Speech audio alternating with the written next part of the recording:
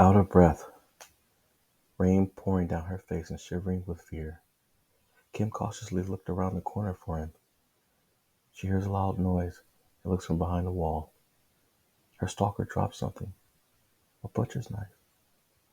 He turned around and picked it up before continuing his pursuit of the terrified woman. No, stay away. Someone help me, Kim yelled while taking off again.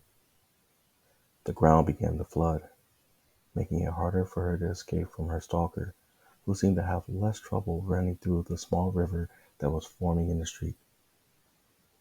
Kim quickly gained better traction and took off like lightning, yet her stalker remained in tow.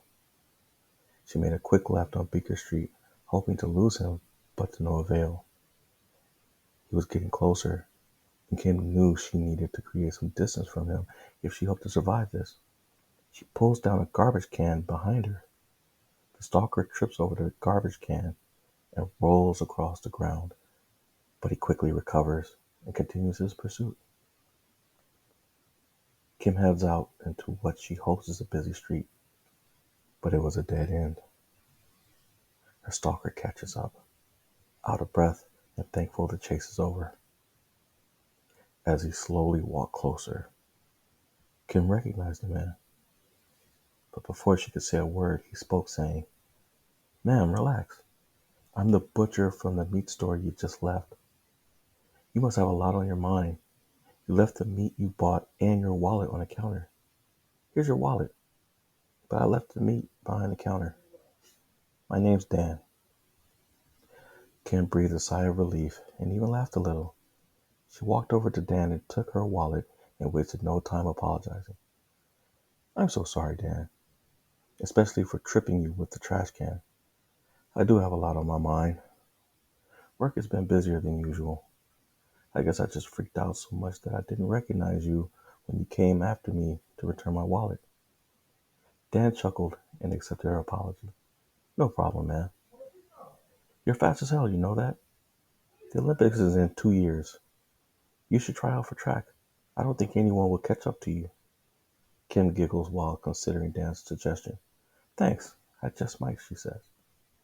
They continue to laugh and talk while heading back to Dan's butcher shop. 3 hours later, a special news report interrupts a TV show being watched in a large apartment on the other side of town. Someone raises the volume on the TV just before the reporter begins to speak.